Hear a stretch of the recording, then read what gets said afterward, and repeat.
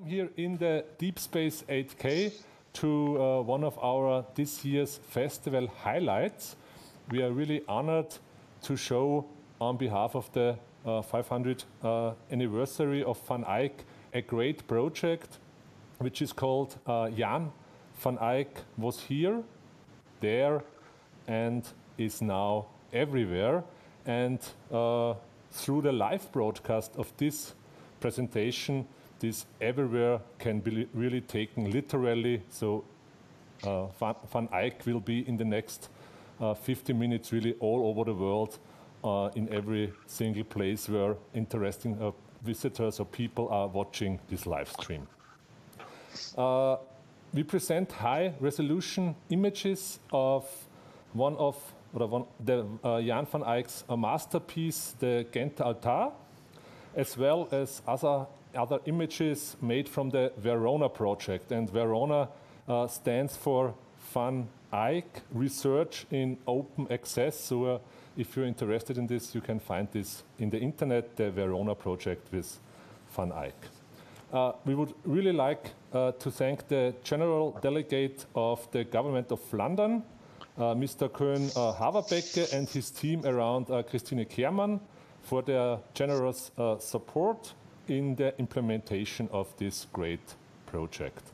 Many thanks also to our friends from the Flemish government, to the St. Bavus Cathedral, the Musea Brugge and Art in Flanders, and the Belgian Royal Institute for Cultural Heritage.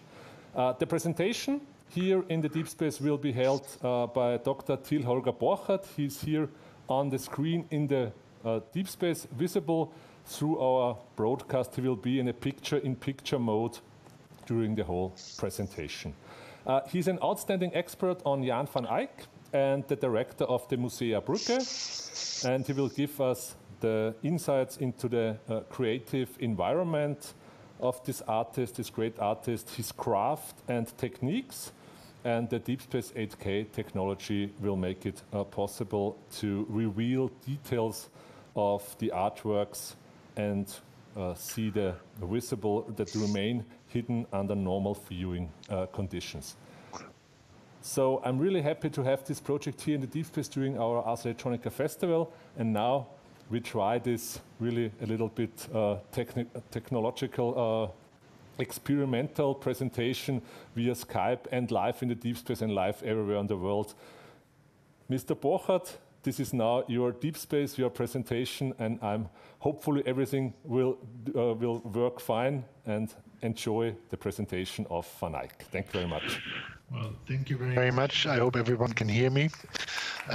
It's been a pleasure to be invited to make this short presentation about Jan van Eyck.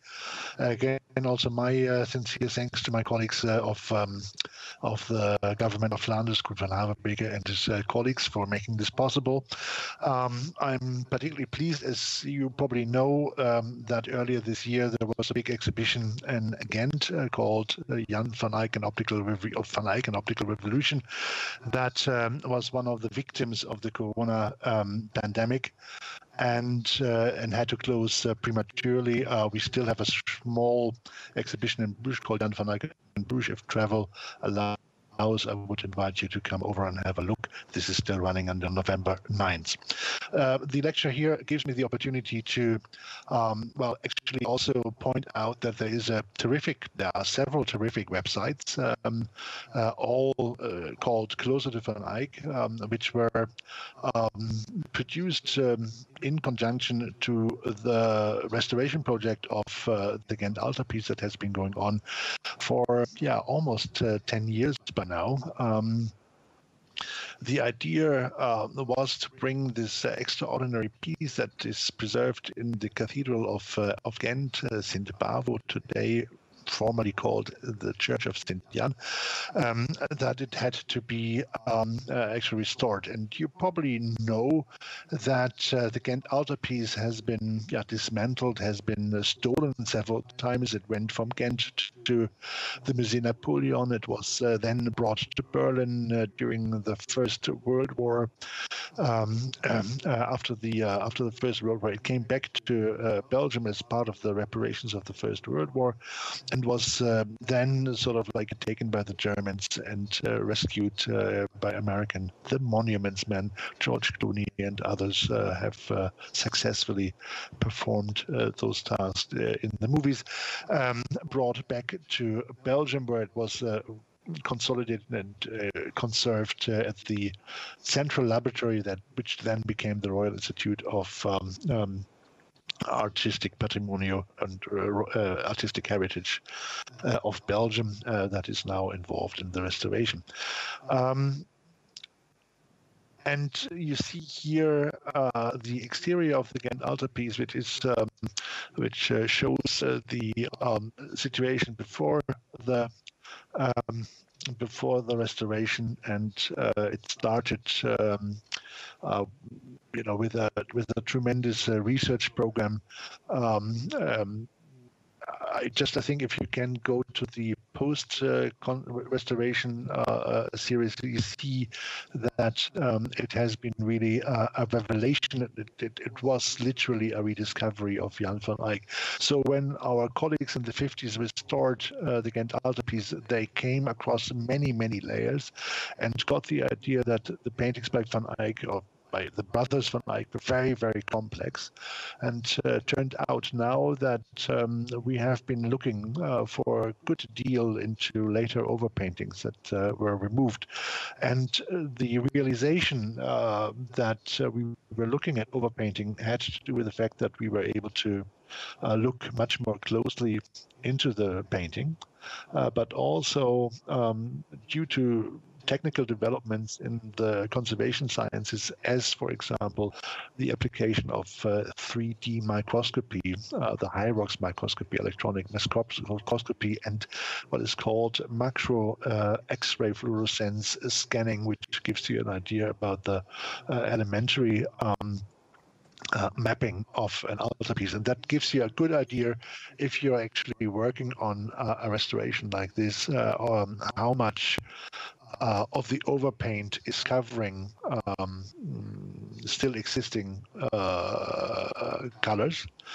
And in this case, this was quite extensive. And so the decision, which is never very easy, to move on and to start removing the overpainting, was taken, and to great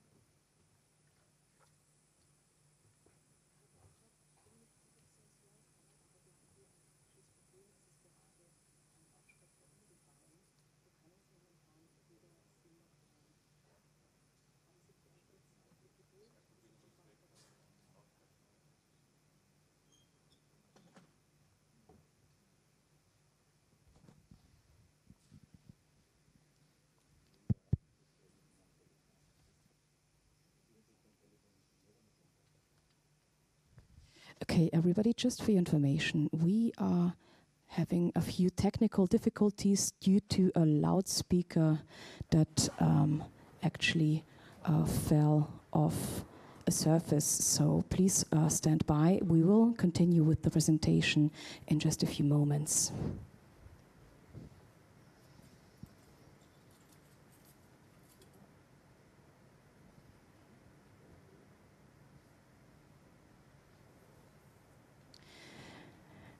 Okay, Mr. Borchert, can you hear us?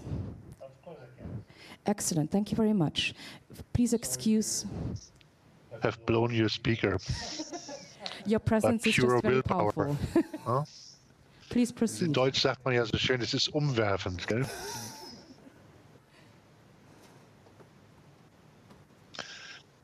Shall I continue? Please be so kind and proceed, yes. Okay.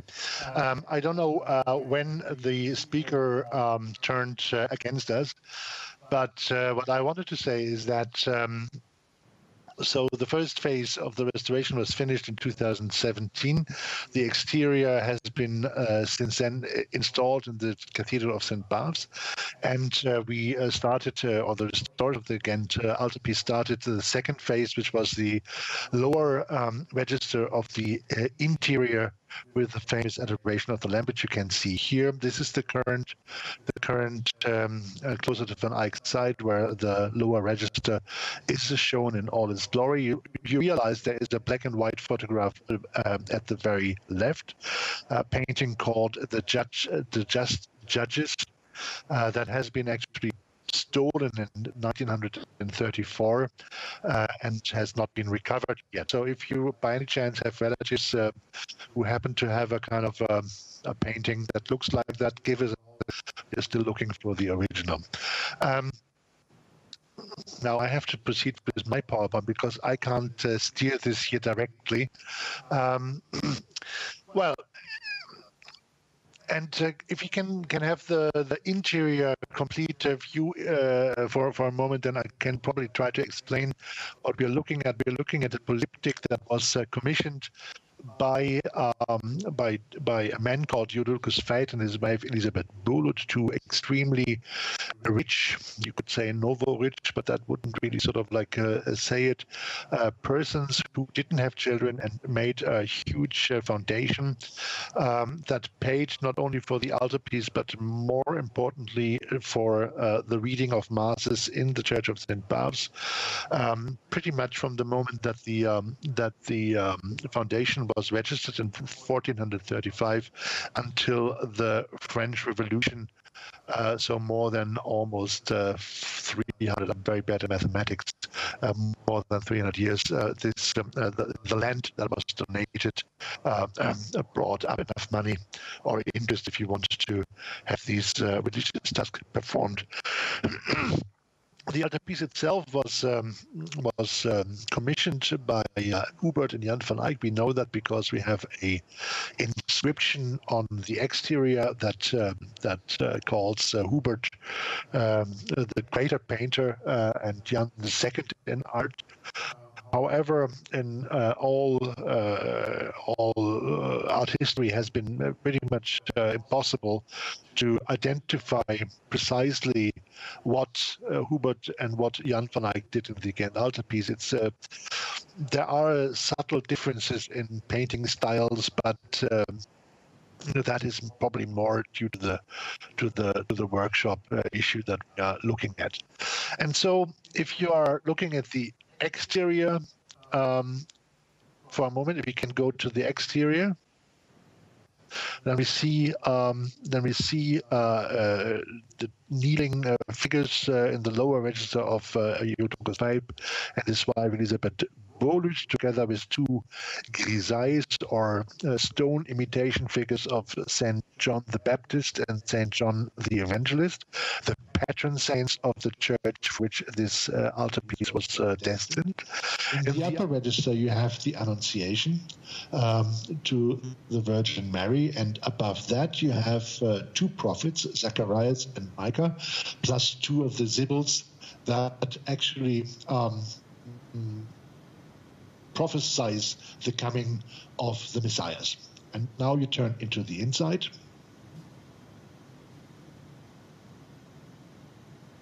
Yes, I'm sorry. And there you have, of course, the reason that you needed the Annunciation, namely Adam and Eve, Eve having in her arm a pretty nasty piece of fruit that makes instantly clear why you shouldn't eat it, because you will expelled from paradise. But of course, the expelling of paradise made it necessary that God sent his Son to earth to actually offer redemption to mankind. And we are seeing in the lower register, we are seeing the post-apocalyptic heavenly Jerusalem, the Beati Curi, the prophets saints and martyrs, all around the altar with the lamp of God, and above that singing and music making angels and God Father, or a godly entity together with Mary and Saint John the Baptist.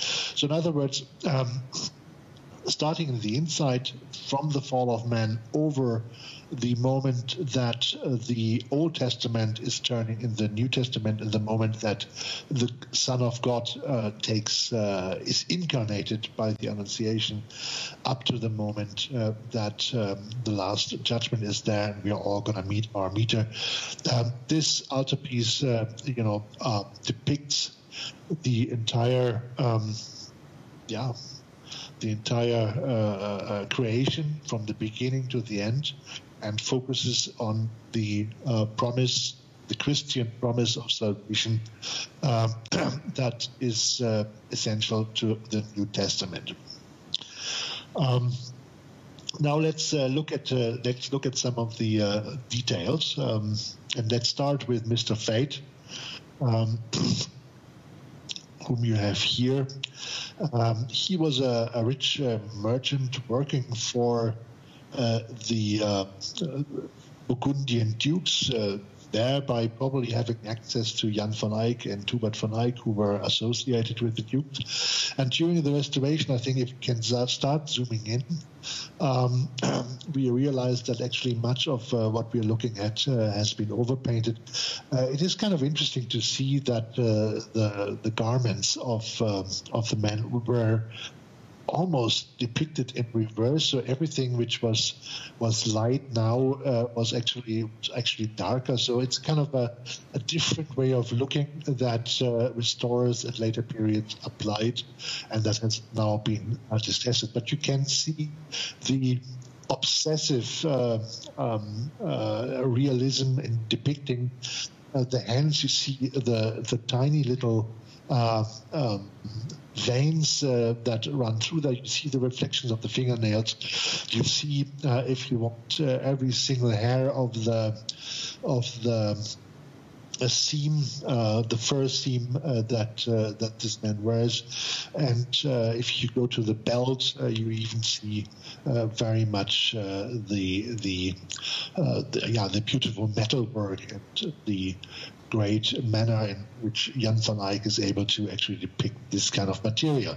But you also realize, if you look to the left in the folds, is what is called the so-called white line effect, that the red garment, as you can see, that there's a little bit of a shadow, and then there's a kind of again a light line. So this is something which you encounter in printmaking as well. It's a so-called white line effect, and the idea is that you're looking actually in some sort of reflecting garment, and this is a quality that Jan van Eyck is able actually to introduce to panel paintings at that very moment. Let's look at the face. Again, there is nothing left of the idealizing manner of depiction that you find in previous century. The man is depicted in all its glory or in all its ugliness. He has several ruts in his face. He's not particularly well shaven. His eyes, if you zoom in, you can actually zoom in incredibly details. You see the watery eyes of this man here depicted, and it gives you an idea of the detailism which is applied in order to make this work. It must have taken quite some time. We know that that Hubert van Eyck actually died in 1426, and it was 6 more years before the altarpiece was finished. Gives you an idea about how long it took to actually produce a painting like that. If we turn to Elisabeth Borchert, on the other side, pretty much the same situation, that we are have had a very dirty thing, and now it's a quality of green inlay that is reflecting below the slight pinkish garment becomes very obvious. And if we can just zoom in her face for a moment,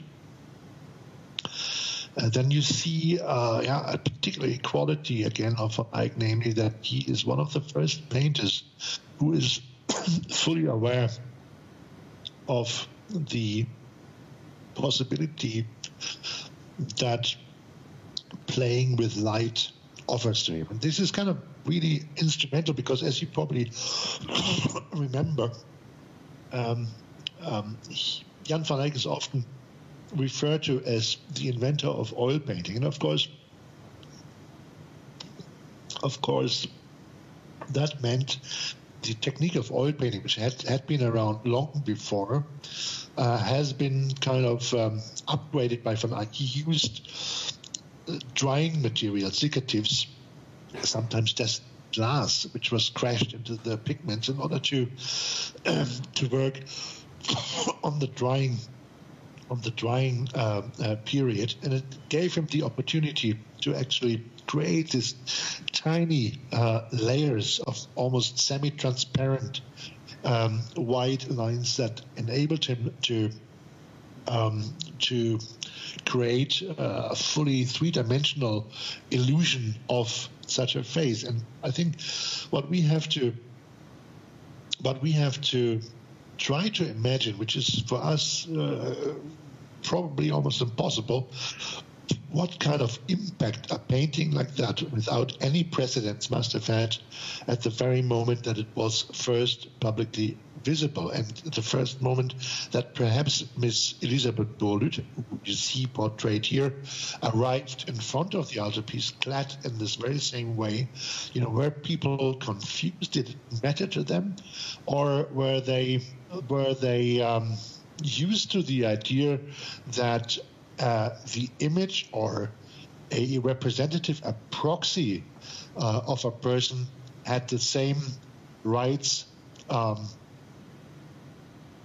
authority than the person itself? And when I say proxy, then you have to remember that that this actually happened. And, you know, you're in Linz, you're not so far from Switzerland.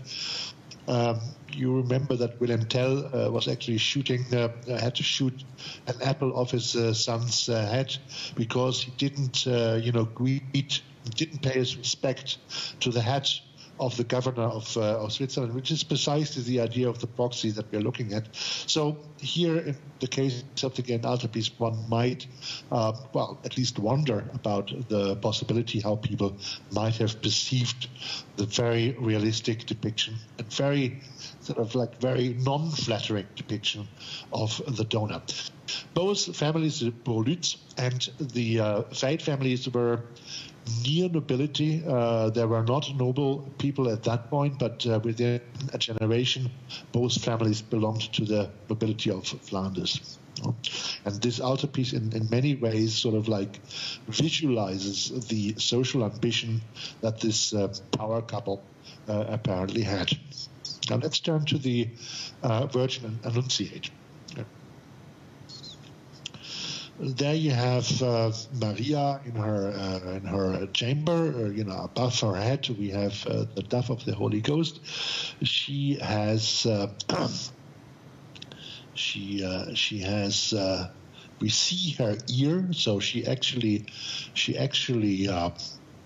is receiving the message of the Archangel Gabriel, and she's answering as well. So again, with a tiny little bit of fun, Jan van Eyck has her mouth slightly open. You see a little bit of the teeth, so to give the idea of her speaking in the way that she is speaking. As you can see, it's kind of reversed. It's upside down. The answer to the angelic greeting, Ave Maria, etc., Exe Ancilla Domini, is upside down because it's addressed to the people in heaven, to the dove and God the Father himself. So he is a recipient of the answer of the Virgin. And this whole thing is set in a kind of tower space where the Virgin kneels in front of a prie-dieu. You see in a niche, you see books and other costly accessoires. I think I would just like point out it's beautifully carved vessel which is next to the books there. You have a couple of books. You have if you go to the Virgin's book on the prayer book, on the prayer stool, you see that she is sort of like she just stopped reading that, and all these details which we see appear to be random, but they are sort of like really more than random. I remember that I had a discussion years and years ago with a Shakespeare expert, and he came to me and said, "Well, have you ever noticed the reading marks of the old books? This is exactly how it's done." And this is I didn't know that they existed as early as they did. And well, if we turn a little bit further and we go to the landscape, then we see here. You see a little in most of it, you see a little flask. Again, sort of like the obsession of having a transparent liquid displayed there. It refers to the virginity of Mary. She is completely transparent, if you want to. But it's also something which Van Eyck found necessary to include. Honestly speaking, I think if you stand in front of the altarpiece and you don't have magnifying glasses with you, you won't be able to see that.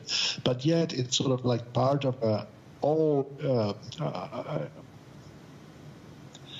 integrated vision that Jan van Eyck displays there, and he goes as far as to show us the shadow of the window which is projected on the wall. So you come to a kind of almost the idea of a Platonic idea of the recognition of something which is invisible. In this case, the divine light, which is then sort of like being made present by a pure projection. Above the Virgin, you have the prophet Micah, prophesying the coming of a second king, which probably has to do with the fact that the date that is given on the Ghent Altarpiece, the 6th of May, 1432, corresponds to the baptism of an offspring of the Dukes of Burgundy, Josse of Ghent, who died shortly afterwards.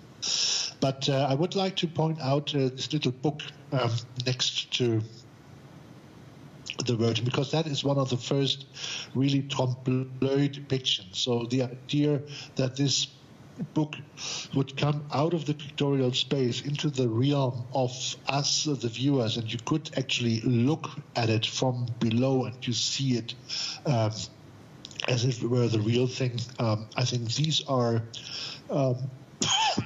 symbols of artistic mastery, which up to this day not only make Jan van Eyck one of the fathers of our way of understanding realism, but also a painter that is greatly admired for his extraordinary skills.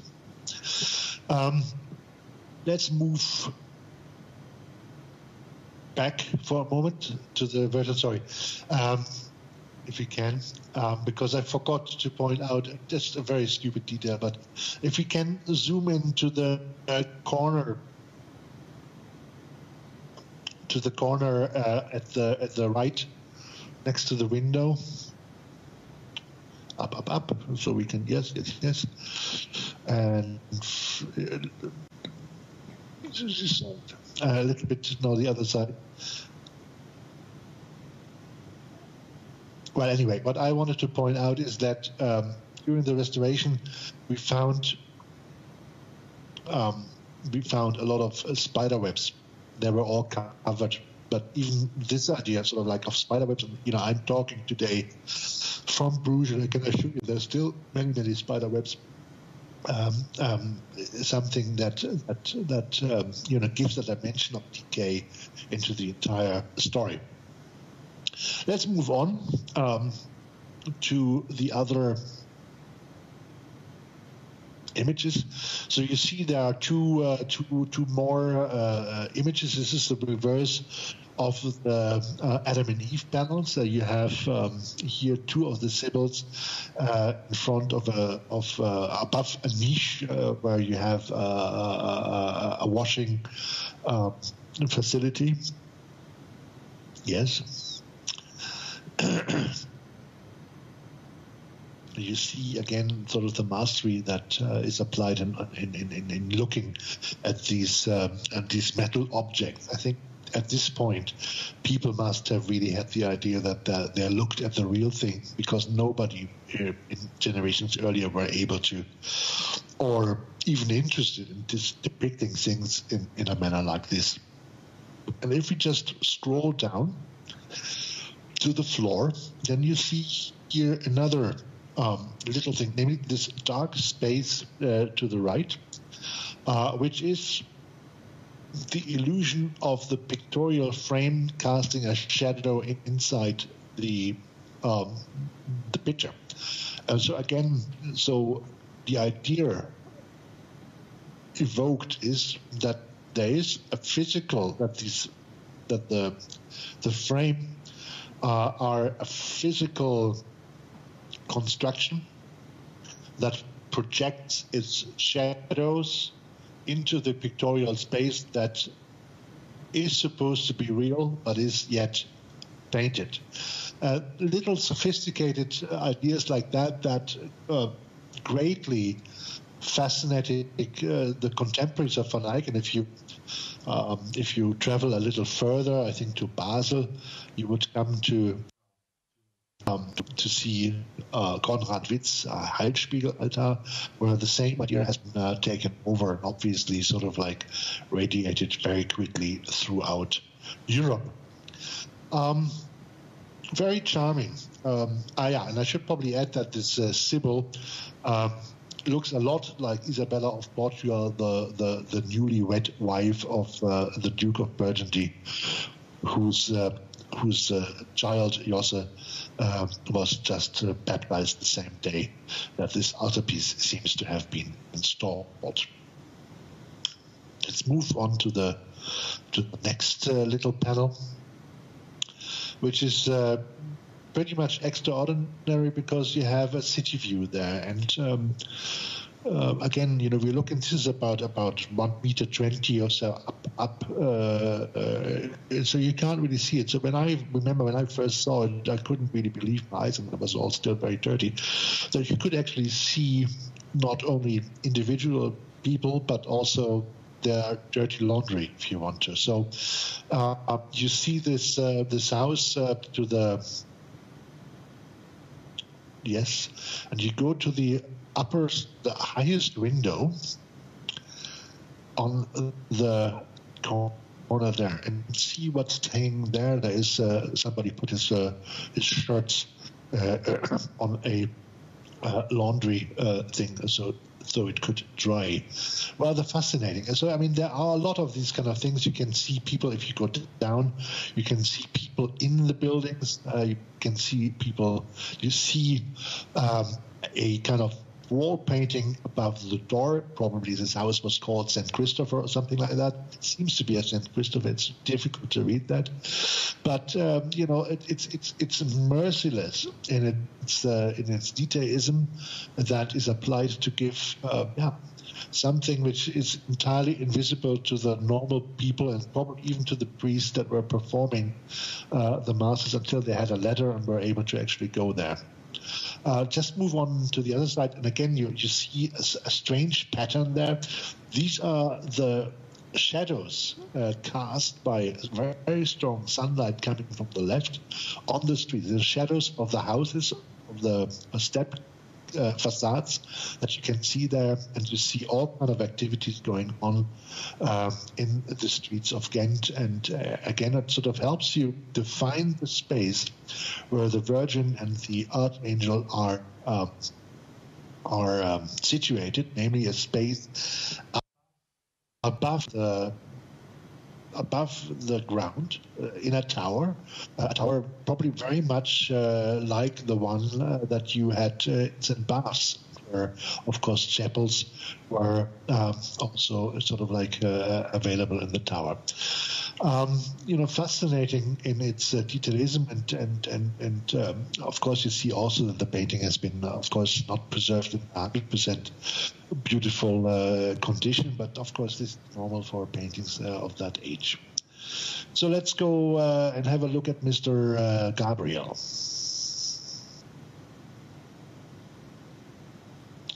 Mr. Gabriel is sort of like the pendant, so much of what I've said about the Virgin Annunciate sort of applies to him as well. He is the one who sort of like says the angelic greetings, Ave Maria, etc., etc. And if you zoom in his face again, you have this very, very clear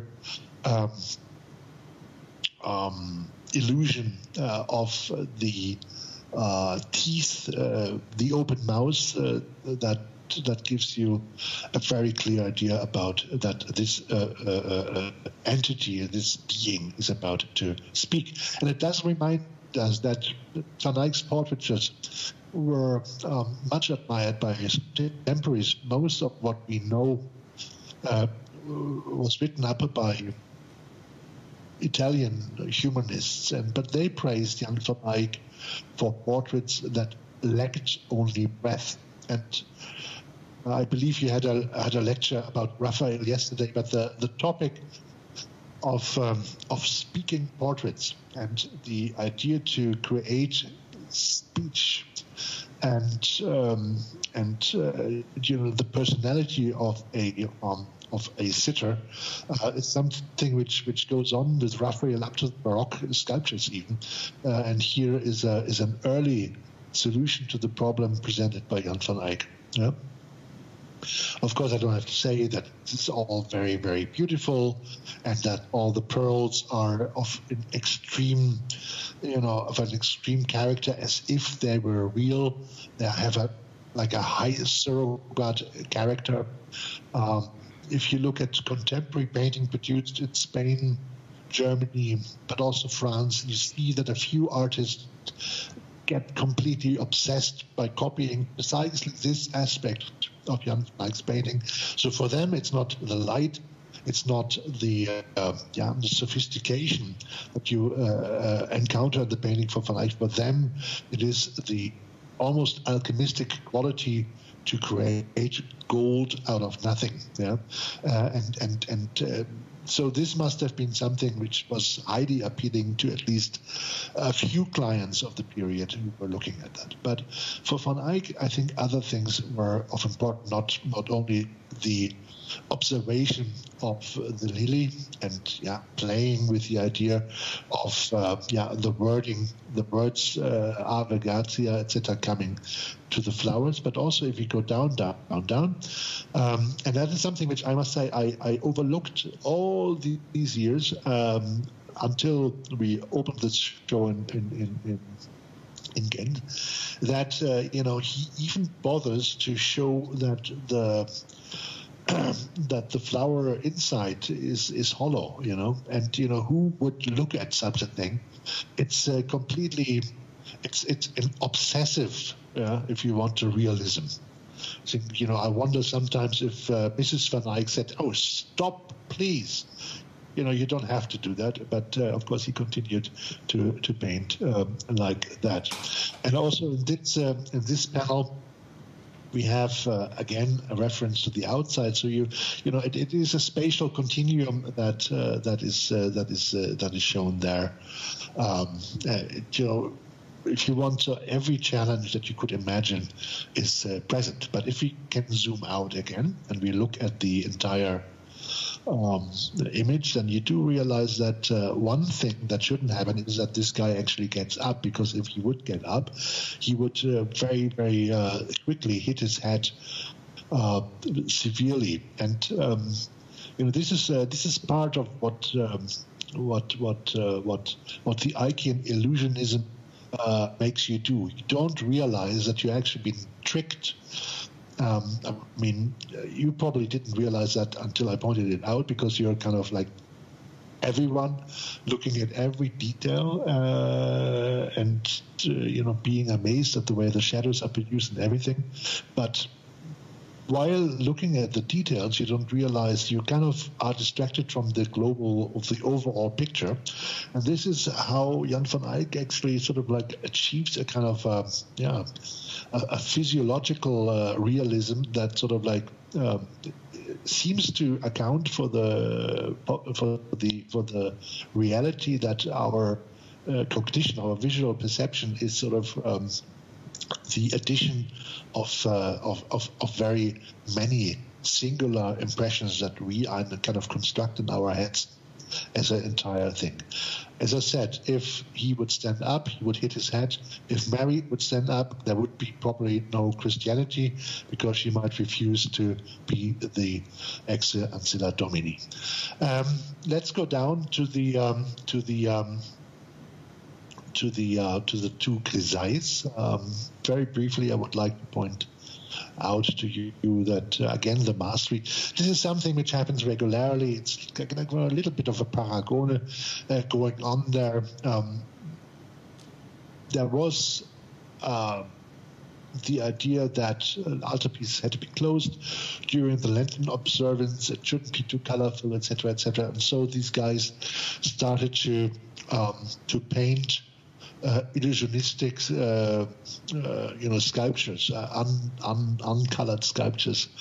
Van Eyck's realism goes as far, and I would encourage you to go a little bit further to see that he is sort of playing with the idea: what can sculpture actually do? Is anything that you do, would that be possible in sculpture? Or is Jan van Eyck sort of insinuating that he, as a painter, is the better sculptor because he can paint sculpted things that a sculptor could not produce? But also there that you would actually see, and that has become more clear in the restoration, that the stone quality of these two sculptures, St. John the Evangelist and St. John the Baptist, maybe we can go to the other one, is very distinct. And so obviously these have been done, or the illusion is given that they have been actually made out of different stones. That's my favorite part, the little nasty serpent. Used to that. Let's turn to the interior for a moment. The interior has the great advantage that I have had much less time to get acquainted to that. It's been an enormous revelation to look at what the conservators and restorers have done there and how beautiful the results were. Maybe you just put before restoration, and we have again this shocking experience, and see what has become out of that. And let's focus for a moment on the image of the Christian soldiers that are represented here. You can identify a few of those. You see one of them is obviously St. George because he has the coat of arms. The others are Miles Christiani, probably images of kings and others in disguise. I think the one with the fur cap and the big beard might actually be Emperor Sigismund, who has been, as you probably know, been depicted by Pisanello. There's a beautiful portrait in the Kunsthistorische Museum in Vienna. Anyway, so here you have horses in all kind of physical states. It's one of these images that become very, very influential up to painting in Tyrol, where this configuration has been taken over, and it's all about these wonderful reflections. So just to while we're up down there, you see that Jan van Eyck even sort of like puts the shape of a horseshoe next to it, so you can see actually that there you see it where the other hoof had been standing. You see water, you see geological stones, different materials, all of that very, very very minuscule display. But probably most impressive part of this particular painting is the multiple reflections that are visible on the arm. If you could go up a little bit and look at the polished armor, you see. You see at the knee, you see the red lance reflecting. You see up there, you see the green of the stuff. It's all about that. Beautiful things. The optical distortions that are evoked by the shape of the armor is taken into account. So it's all really, it is astonishing with how much care Jan van Eyck took in producing these images, making sure that every little detail was accounted for. Sort of like, as I said, you have to take your time, and of course, websites like this, which allow you to zoom in indefinitely, sort of encourage that, but it's something which is amazing because it's a layer that is on top of the complicated, complex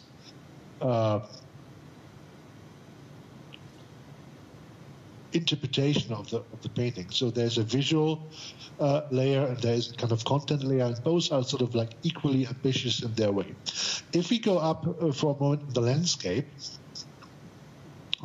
we shouldn't forget that Jan van Eyck is also one of the first painters who exercises a visual trick, namely it's a so-called air perspective, something that is described at length with Leonardo, but it's actually first put into painting by Jan van Eyck, named the idea that landscapes of mountains in the far distance become lighter, and it's sort of like a way that many of the contemporaries didn't understand at the beginning, so they kind of copied things, and it just all went very weird. But Jan van Eyck is actually the first one who sort of like gives little color nuances to create the idea of a perfect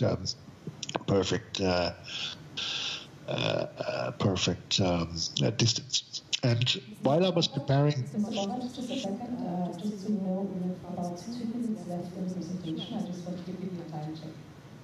Sorry?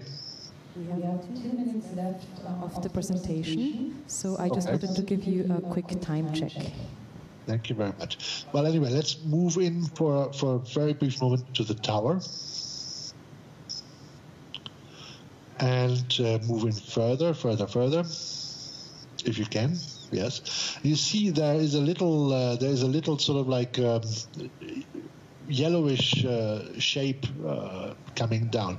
I must say I haven't actually realized that at all. I have no idea what it is. It seems to be some sort of like a descendant ray from heaven. something which came up during the restoration, something that we still have to figure out its meaning. But you know, it's Jan van Eyck is full of these kind of wonderful little surprises. And while I'm rounding up, we should at least go very quickly to the main panel, the Adoration of the Lamb. Yeah, and this, of course, has been you know, beautifully brought back to light. It's an Allerheiligen. It is an All Saints image. It's sort of the assembly of the prophets of the Old Testament and even pagan writers on the left, together with the apostles and saints, the martyrs and blessed that appear in a post-apocalyptic landscape of the New Jerusalem and the New Jerusalem. If you go to the landscape and architecture at the top, is something which is very, yeah, it seems like we can recognize some of the buildings. So the one building with the two towers on the left end of the screen, for example, is very much something which might be inspired by the unfinished structure of Cologne Cathedral, which you probably know wasn't finished until the 19th century. The tower, if you go a little bit further to the left,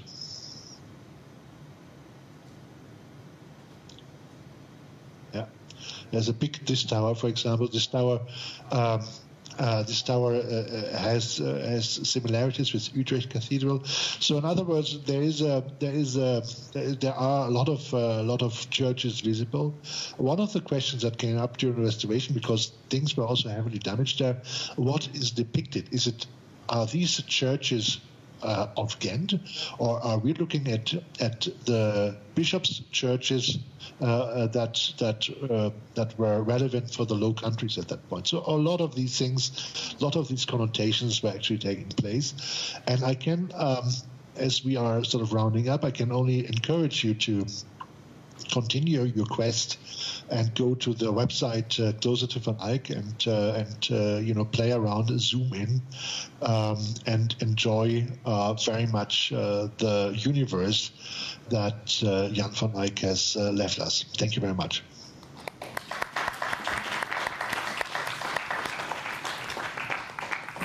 Thank you very much, Dr. Borchert. Great presentation here on behalf of the Van Eyck masterpiece. And this is really one important thing. This is not only here accessible in the deep space. You have only to take your smartphone and type in closer to Van Eyck, and you can find all these brilliant gigapixel images to watch them up again and again and again, and try to figure out all invisible things which Mr. Borchert here mentioned. So hopefully we can see you soon in person, maybe next year in the Ars Electronica Festival. We are talking about maybe a new project we can show. Thank you to the live audience. And yes, it was great to have this experiment here. Also the loudspeaker was umwerfend sozusagen von dieser, der war selber umgeworfen from this presentation. Thank you very much, Dr. Borchert, and thank you very much to here for in the deep space, and see you again soon, hopefully. Thank you very much. Thank you very much.